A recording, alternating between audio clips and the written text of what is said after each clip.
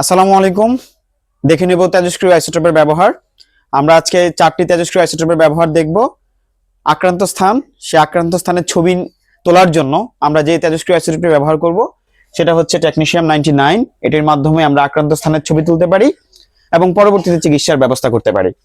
থাইরয়েডের ক্যান্সার যখন হয়ে থাকে, থাইরয়েডের ক্যান্সারের চিকিৎসার জন্য আমরা যে তেজস্ক্রিয় আইসোটোপটি ব্যবহার করব সেটি হচ্ছে আয়োডিন 131। টিউমার অনেক বেশি হয়ে থাকে, সেই টিউমারের উপস্থিতি শনাক্ত করার জন্য এবং টিউমারের চিকিৎসার জন্য আমরা যে আইসোটোপটি ব্যবহার করব তার নাম হচ্ছে কোভাল্ট 60। পরবর্তীতে একদম last but not the least, সেটি হচ্ছে লিউকোমিয়া, ব্লাড ক্যান্সার। লিউকোমিয়া বা ব্লাড ক্যান্সারের চিকিৎসার জন্য আমরা যে আইসোটোপটি ব্যবহার করব তার নাম হচ্ছে ফসফরাস 32। এই 4টা আইসোটোপ থেকে এই চাকরি পরীক্ষাগুলোতে প্রশ্ন আসে সাধারণত। তবে আয়োডিন 131 এবং কোভাল্ট 60, আয়োডিন 131 যেটা থাইরয়েডের চিকিৎসা ব্যবহৃত হয়, থাইরয়েডের ক্যান্সার, এবং কোভাল্ট 60 যেটা হচ্ছে টিউমারের উপস্থিতি নির্ণয় এবং চিকিৎসার জন্য ব্যবহার করা হয়ে থাকে, খুব বেশি পরীক্ষায় আসে।